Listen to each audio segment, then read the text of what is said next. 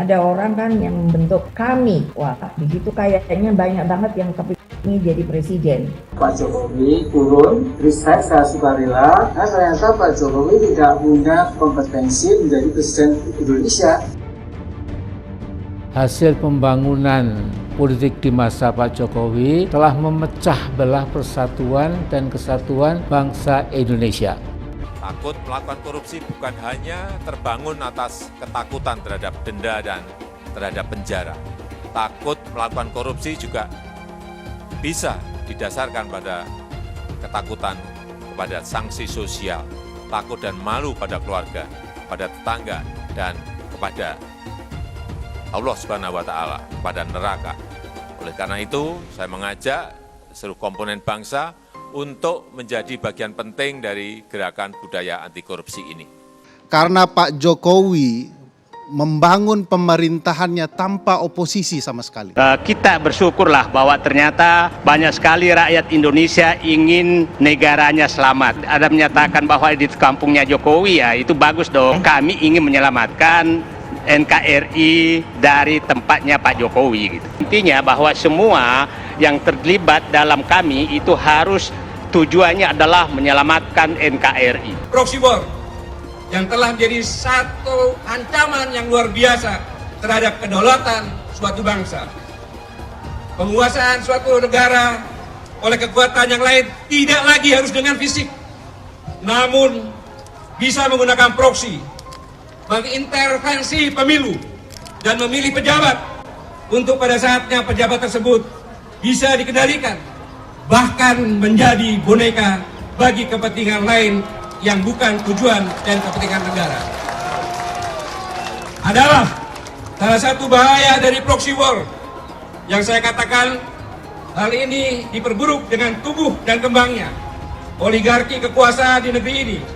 Kekuasaan dimainkan, dikelola oleh kelompok orang, dan lebih tidak beruntung lagi bagi kita semua. Mohon dipahami oleh segenap pendukung kami bahwa kami Koalisi Aksi Menyelamatkan Indonesia adalah gerakan moral seluruh rakyat Indonesia untuk menegakkan kebenaran, keadilan, dan menciptakan kesejahteraan sosial bagi seluruh rakyat Indonesia. Sebagai gerakan moral lebih 5 tahun untuk melakukan perubahan, perbaikan, tapi kenyataannya kan gagal.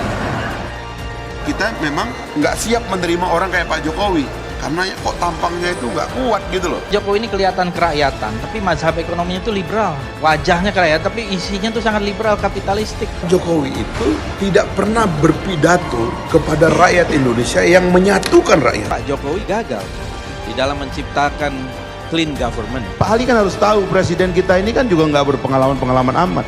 Ini adalah kegagalan dari pemerintahan Joko Widodo. Itu nyata sekali saya kira. Sekarang ini Pak Jokowi dan Pak Ma'ruf bahwa kemenangan mereka itu cacat secara hukum. Divisi yang sangat gampang berubah. Tidak tahu bahwa bagaimana Pak Harto hanya hitungan hari dia bisa berbelok menjadi melawan Pak Harto dan rakyat semakin berat ekonominya sehingga terjadi kekeringan keuangan dan jadi ekonomi formal mengalami gangguan bulan Mei. Kemudian rakyat menghadapi krisis mulai Mei dan Juni. Kemudian di situ juga habis Lebaran yang butuh uang besar sekali dan di saat itu juga saya pikir dampak ekonomi global dari corona ini sudah mencapai puncaknya di bulan-bulan Mei dan Juni. Hanya cukup besar di luar Jiwasraya dan Asabri 33 triliun, reksadana dan lain-lain total itu hampir 150 triliun atau 10 billion dollar. Jadi kayak petinju kita udah kebanyakan utang, dikena jab gagal bayar, ya terjadi sesuatu yang kita tidak bisa harapkan. Soal sosial, akhirnya Soeharto jatuh. Itu saya menilai pertahanan Indonesia terlalu lemah, jauh dari yang diharapkan. Jadi bukan saya tidak percaya, saya ini TNI Pak, saya pertaruhkan nyawa di TNI. Saya lebih TNI dari banyak TNI. akhirnya harga barang di dalam negeri akan ikut naik, harga nggak bisa dikendalikan, akhirnya pemerintahnya juga akan jatuh. Pasal 8 ayat 3 Undang-Undang Dasar 1945 yang mengatur jikalau terjadi kekosongan jabatan presiden dan wakil presiden, maka tugas-tugas kepresidenan akan dipegang Menhan sampai terpilihnya kembali presiden dan wakil presiden definitif. Hai teman-teman, saya mau memperlihatkan transaksi saya hari ini lakukan trading di eToro. Ini bukti transaksi saya untung $4.500 US, itu sekitar 68 juta rupiah. Semua keuntungan bisa saya dapatkan dengan fasilitas copy trading di eToro. Kalau saya bisa, kalian juga bisa guys. Oke, itu yang mau saya tunjukkan. Like video ini sekarang juga. Promo spesial welcome bonus bulan Agustus sampai tanggal 14 September. Buat kalian yang deposit di bulan ini, ada welcome bonus hingga $600 yang biasanya hanya $50 saja. Jadi lakukan registrasi dan juga deposit sebelum tanggal 14 September. Dan jangan lupa gunakan bonus $100.000 di akun virtual Anda ketika Anda register dengan link di kolom deskripsi untuk latihan. Hai semua, dengan saya Jonas Leong. Terima kasih banyak buat kalian penonton setia yang selalu menonton di channel ini. Saya secara personal sangat menghargai waktu kalian. Dan saya sudah menganggap kalian sebagai family karena kalian selalu support di channel ini. Bagi kalian yang selalu menuliskan opini kalian di kolom komen, saya baca komen kalian satu persatu. Saya baca komen kalian untuk mengetahui opini kalian, tanggapan kalian, dan masukan kalian sangat berguna untuk video selanjutnya. Terima kasih banyak buat kalian yang selalu menekan tombol like di awal video. Video seperti ini membutuhkan waktu dan juga research. Dan ini semua gratis untuk kalian. Jadi pastikan kalian menekan tombol like-nya supaya saya mengetahui kalian menyukai konten yang saya bagikan. Buat kalian yang ingin mencoba bermain saham, silahkan tekan link di kolom deskripsi. Thank you. Ini kemarin ini ada yang pemberitaan, ada orang kan yang membentuk kami, itu kami. Wah, di situ kayaknya banyak banget yang kepingin jadi presiden. Terus saya tuh mikir, lah daripada bikin seperti begitu, kenapa ya nggak dulu cari partai ya? Karena apa?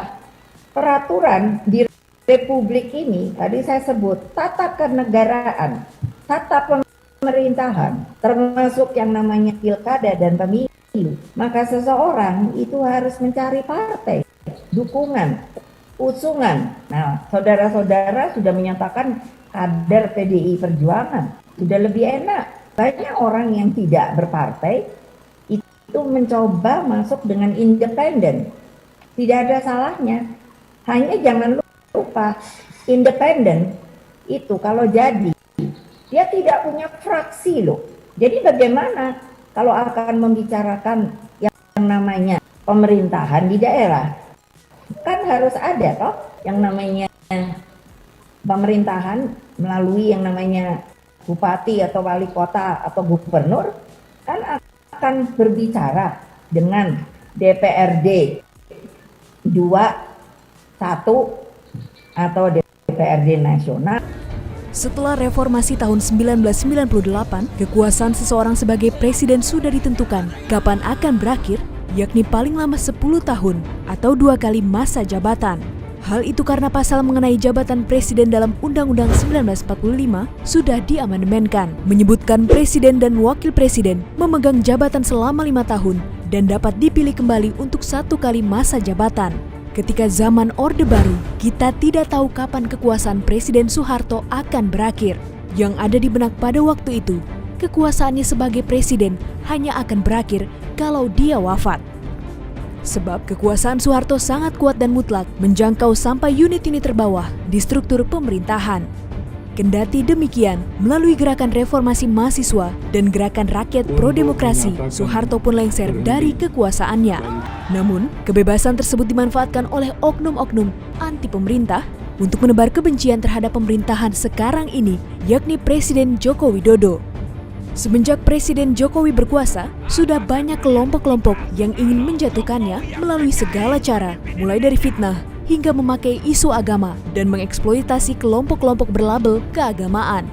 Kalimat-kalimat yang menuntut presiden untuk mundur pun masih terdengar dari para tokoh koalisi pemerintah, salah satunya Amin Rais. Pak Jokowi turun, saya sukarela, ternyata Pak Jokowi tidak punya kompetensi menjadi Presiden Indonesia. Kemudian disertai permintaan maaf yang tulus ikhlas seluruh bangsa dan rakyat Indonesia karena Pak Jokowi telah berusaha di suatu kemampuan namun tidak berhasil. Namun gerakan-gerakan tersebut tetap tidak dapat menggoyahkan kedudukan Jokowi sebagai penguasa di Indonesia. Hal itu dikarenakan sebagian masyarakat Indonesia masih percaya dengan kepemimpinannya. Menurut survei SMRC, rakyat Indonesia optimis kalau Jokowi bisa mengatasi bencana pandemik sekarang ini. Dengan kata lain, menumbangkan Jokowi tak semudah menumbangkan Soeharto. Sebab lebih banyak rakyat yang percaya dibanding dengan yang membencinya.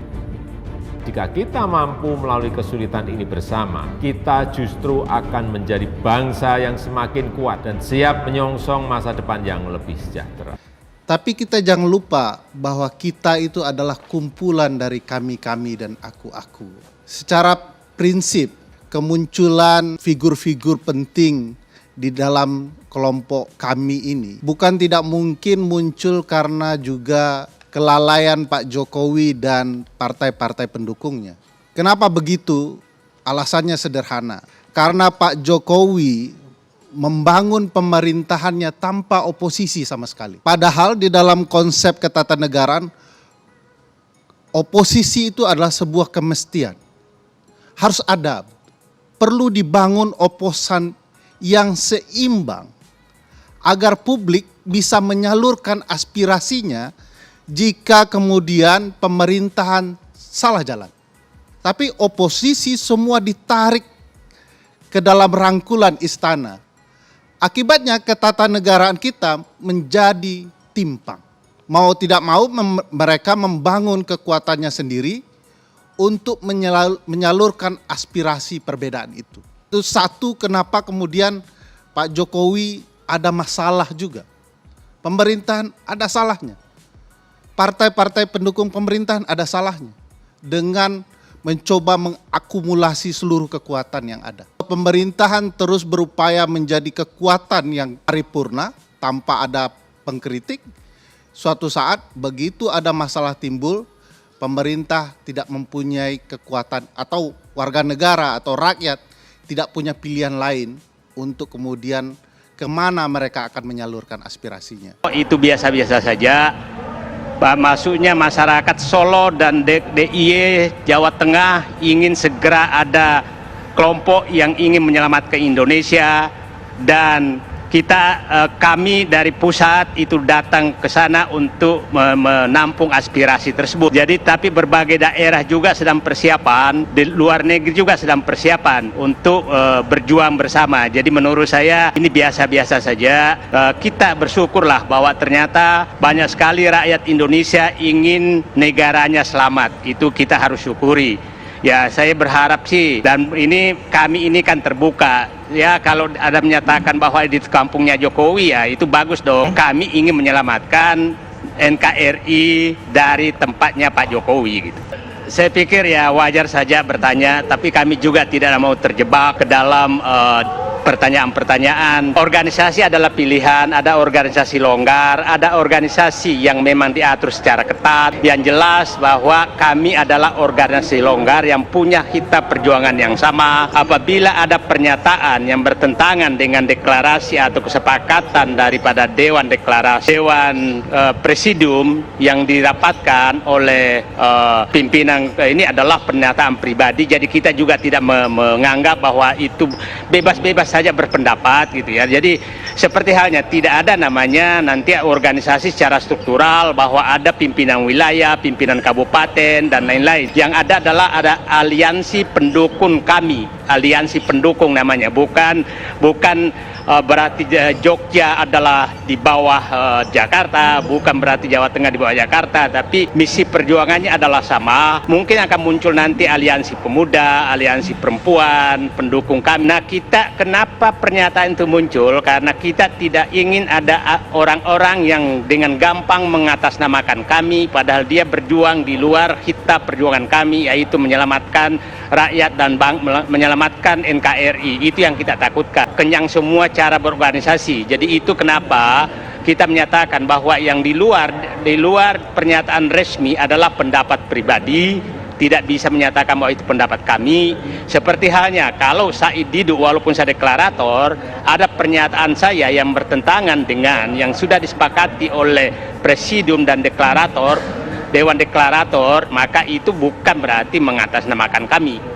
Begitu sebenarnya. Intinya bahwa semua yang terlibat dalam kami itu harus tujuannya adalah menyelamatkan NKRI. Saya pernah bersumpah.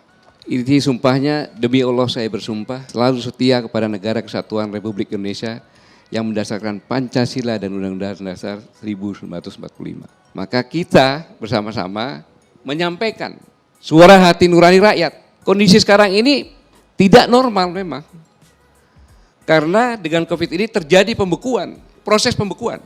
Kalau kita hanya menyampaikan hal-hal yang kondisi nyata, kemudian menyampaikan tuntutan, harus ada solusinya. Tadi saya sampaikan bahwa negara kita ini adalah negara yang luar biasa. Seandainya kamu sebagai presiden di negara, bukan negara kesatuan Republik Indonesia, dari analisa ahli-ahlimu bahwa negaramu akan menjadi krisis pangan, krisis energi, krisis air, kemudian melihat ada Indonesia yang bisa menyelamatkan negaramu karena dia punya potensi, apa yang kamu lakukan? Apa jawabannya? Akan membeli undang-undang. Bukan saya Pak, mahasiswa ini.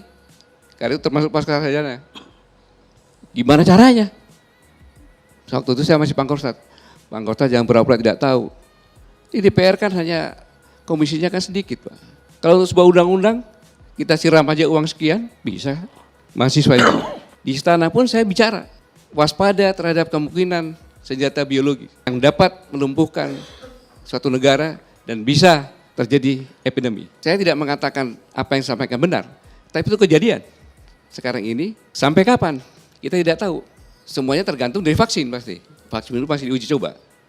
Nah dalam kondisi seperti ini, tidak boleh bangsa ini, karena bangsa ini kalau dalam kompetisi global sekarang ini, sama-sama semuanya kena epidemi. Indonesia yang paling punya modal. Bukti saja sekarang ini. Bukti saja sekarang ini. Kenapa kok kita masih bertahan? Karena memang kita punya sumber daya. Ke Cianjur Selatan saja, masuk ke dalam. Ada satu desa, dia punya rakyatnya kalau dijumlahkan punya 24 hektar sawah. Pak, Bapak di sini nggak bakalan kelaparan. Tapi uang nggak ada. Yang kedua, budaya kita ini luar biasa. Kita ingat waktu ojol tidak punya penghasilan. Apa yang terjadi? Di pinggir jalan ojol berderet-deret, orang berhenti, ada yang ngasih makanan, ada yang ngasih sembako, ada yang ngasih amplop. Itulah yang bisa menyebabkan kita sekarang masih bertahan. Ingat pada saat krisis 98, sama. Di Sulawesi justru makin kaya. Karena coklat, karena kopi dia jual, dapat dolar. Nah modal ini seharusnya benar-benar kita manfaatkan agar persaingan ini kita lebih punya modal lebih. Dengan mengelola ini dengan benar-benar. Contoh gampangnya saja. Kita sama-sama paham. Pinjam dari luar negeri bunganya besar, kemudian menambah beban lagi, mencetak uang, akan terjadi inflasi. Tadi kami sarankan, kenapa enggak kita bikin e-rupiah? Transaksi pakai itu semuanya, tapi tidak bisa dirupiahkan. Bank memberikan, BI memberikan mencetak 1.000 triliun. Kemudian semua yang transaksi dengan e-rupiah hanya dikenakan PPN ya contohnya 5% gitu. Mungkin ini akan bisa bergulir, tentu masih debatable ini. Yang kedua, sumber daya yang kita punya dioptimalkan seperti ikan dan budidaya ikan, dioptimalkan. Kita belum optimal, agrobisnis juga sama. Kemudian perpajakan, khusus untuk perlengkapan rumah tangga dan transportasi dibuat di dalam negeri. Ya paling-paling jelek lah, ada beberapa komponen dari luar. Kemudian perpajakan, justru yang diproduksi dalam negeri ini, importnya dimasukkan barang mewah. Sehingga orang akan menggunakan produk kita sendiri. Bukan hanya teriak-teriakan saja. Kemudian ada pemberian bonus pajak bagi perusahaan-perusahaan yang mempunyai kos besar tentang buruh. Ringankan.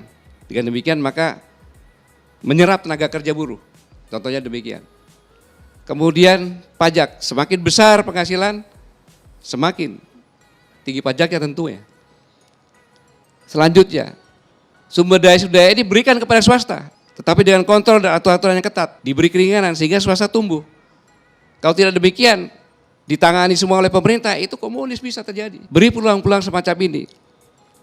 Nah inilah yang kami lakukan adalah karena kami benar-benar mencintai negara ini dan mencintai rakyatnya. Demikian maka masukan-masukan ini adalah untuk menyelamatkan Indonesia. Kami berdiskusi keras kalau kami berdiskusi. Untuk menjadi kami aja ada 3 bulan, Pak. Dan saya tidak mengajak teman-teman saya yang dari Purnawirawan TNI, tidak banyak yang sebagian saja. Karena resistensinya akan tinggi. Dia punya anak tentara dan sebagainya. Saya punya menantu juga tentara. Tapi saya bilang bahwa ini adalah harga mati karena sumpah saya. Kamu bisa seperti ini pun sekarang karena kamu anak tentara. Saya bisa seperti ini juga karena saya anak tentara. Sumpah itu yang harus saya pertanggungjawabkan dunia dan akhirat. Itu latar belakang saya melaksanakan ini. Kalau ada orang berbeda pendapat, sah-sah saja. Tapi yang jelas batin kita di kami adalah untuk menyelamatkan bangsa ini. Tidak boleh seorang pun berbicara ketika tidak berbicara atas nama kami. Baik. Ketika tidak melalui dewan deklarator yang membuat tulis. Dia tidak bisa berbicara atas nama kami. Saya bisa berbicara sebagai atas nama anggota DPR RI yang memang punya tugas konstitusional melakukan pengawasan. Dimanapun itu bisa. Misalnya saya sedang jalan kemudian melihat sesuatu yang tidak benar dan sebagainya dan saya melakukan aktivitas pengawasan sesuai dengan tugas konstitusi. Itu memungkinkan dalam Tatip dan MD3 memungkinkan. Tapi dalam tatip mereka dalam bentuk jati diri, dia tidak bisa mengatasnamakan kami saat berbicara. Itu yang saya bilang, ini organisasi apa? Organisasi ini dalam jati dirinya sendiri sudah membelenggu kebebasan para anggotanya untuk menyikapi situasi ini. Kenapa? Mereka bergabung dalam sebuah organisasi, tapi seluruh pernyataannya adalah pernyataan pribadi nantinya. Ya ini kan mengganggu kerja mereka, membelenggu kerja mereka sendiri. Bentuk yang efektif kalau diatur kisi-kisinya. Secara garis besar, ke kanan seperti ini, ke kiri seperti ini. Koridor itulah yang diatur. Semua bisa bermain di situ. Di parlemen juga itu seperti itu. Sama dalam koridor itu harusnya bisa dong. Oke. Harusnya bisa. Nah ini yang pertama menurut saya membelenggu. Kedua, secara struktural terlalu rumit. Kenapa terlalu rumit? Misalnya begini, ada dewan deklarator, tetapi kemudian dipimpin oleh presidium. Presidiumnya merepresentasikan apa? Wilayah, keanggotaan, kelompok, organisasi, atau apa? Dalam uraian itu harus jelas. Kenapa? Presidium itu kan merepresentasikan sesuatu. Bisa merepresentasikan wilayah, bisa merepresentasikan organisasi, bisa merepresentasikan hal yang lain. Nah di sini merepresentasikan apa? Jangan sampai presidium hanya merepresentasikan dirinya saja. Atau pernyataan-pernyataan dia sebelum-sebelumnya yang dianggap bagus, benar, cerdas, dan sebagainya. Ini juga persoalan. Menurut saya tidak mau mengkaji tentang analisa ini mau apa. Arief Buyono bilang begini, ada yang bilang mau bikin partai politik dan sebagainya. Saya tidak mau masuk wilayah itu. Saya mau melakukan kajian secara intelektual. Organisasional ini mungkin nggak bergerak cepat. Kalau menurut saya begini loh.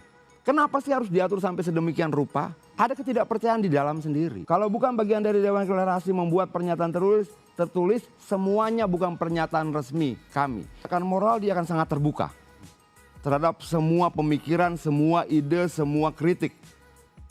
Kalau dia harus tergantung pada mekanisme Dewan Deklarator sebagai pagarnya, pagar sikap dan sebagainya, ini akan menjadi gerakan politik sebenarnya. Ini yang dilakukan oleh banyak organisasi-organisasi yang sebenarnya menjadi organisasi politik. Kalau misalnya dia gerakan moral, buka. Kenapa nilai moral belum tentu semua orang bisa sama pada satu hal. Ada nilai yang berbeda, cara pandang yang berbeda, latar belakang yang berbeda, sikap yang berbeda, situasi, banyak hal. Dan itu tidak bisa dihalangi hanya dengan pernyataan tertulis Dewan Deklarator. Ketika dipagari sedemikian rupa untuk mencegah nilai moralnya berbeda di dalam, ini serta-merta menurut saya mengarah pada gerakan politik. Kalau dia mengarah pada gerakan politik, pemilu masih jauh.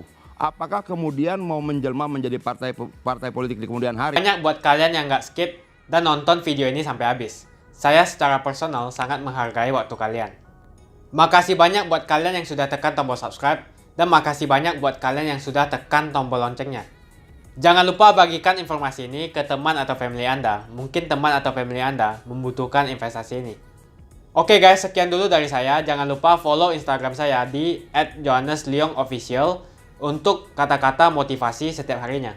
Bagi kalian yang termotivasi nonton video ini, ayo like video ini dan subscribe di channel ini. Dan buat kalian yang sudah subscribe di channel ini, jangan lupa tekan tombol loncengnya, supaya kalian mendapatkan notifikasi setiap kali saya upload video. Saya menggunakan eToro untuk melakukan investasi. eToro merupakan broker multi aset di mana Anda dapat berinvestasi pada pasar keuangan global, seperti di saham, komoditas, forex, cryptocurrency, atau di ETF. eToro juga dikenal dengan social trading platform, di mana Anda bisa mengcopy transaksi dari trader profesional, sehingga cocok sekali bagi Anda yang sibuk atau tidak memiliki keahlian untuk trading atau berinvestasi sendiri. Misalnya Dave menggunakan eToro untuk menduplikasi aktivitas trading Steve. Jika Steve untung, maka Dave juga untung. Mau untung seperti Steve? Gunakan copy trade hanya di eToro. Pastikan gunakan link di kolom deskripsi untuk mendapatkan bonus. eToro adalah broker aman dan terregulasi di dunia. Kalian bisa trading saham, forex, cryptocurrency, komoditas, dan lainnya. eToro adalah one-stop shopping, tidak seperti broker lainnya. Dengan eToro hanya modal $200 atau 3 juta rupiah saja, kalian sudah bisa trading secara internasional. eToro adalah broker pertama di Asia yang memfasilitasi trading saham di Amerika 100% tanpa komisi atau manajemen fee, dan juga kalian bisa melakukan unlimited trading. eToro juga memfasilitasi pembelian fractional share dan juga tidak ada subscription bulanan yang ada di broker lain. eToro juga mempunyai flexible leverage atau kalian bisa mengatur leverage untuk trading dari 1 kali sampai dengan 400 kali. Untuk penggunaan aplikasi di handphone disupport oleh semua internet provider. Pastikan kalian registrasi menggunakan link di kolom deskripsi untuk mendapatkan bonus saat registrasi. Setelah registrasi, download apps eToro menggunakan Google Play atau App Store di handphone kalian. Untuk mengakses website eToro tanpa VPN, silakan tekan link di kolom deskripsi. Dengan fasilitas fractional share, kalian bisa membeli saham Google, Facebook, Amazon hanya dengan $50 saja atau 700.000. Jadi siapa bilang beli saham internasional membutuhkan modal fantastis. Coba juga fasilitas copy trading, sangat cocok untuk pemula. Dengan copy trading ketika trader profesional untung, maka kalian otomatis akan mendapatkan keuntungan juga. Dan di eToro menggunakan fasilitas copy trading, tidak ada manajemen fee sama sekali. Untuk tutorial dan fasilitas eToro, bisa langsung cek di kolom deskripsi. Untuk menanyakan tentang registrasi di platform eToro, kalian juga bisa menghubungi customer support eToro berbahasa Indonesia di kolom deskripsi. Pastikan kalian registrasi menggunakan link di kolom deskripsi untuk mendapatkan bonus. Kalian masih nonton? Johannes Leong akan bagikan banyak sekali hadiah. Ada banyak sekali iPhone, aku siap bagikan dan setiap hari akan ada pemenangnya. Aku mau sebanyak mungkin kalian dapatkan hadiah ini. Caranya cuma satu aja, kalian tinggal melakukan 2 kali klik. Klik yang pertama adalah kalian tinggal klik di tombol subscribe Johannes Leong di kanan bawah. Klik yang kedua adalah klik follow di Instagram aku Johannes Leong Official. Jadi kalau kamu dapat hadiah dari aku akan DM kamu langsung pakai akun aku.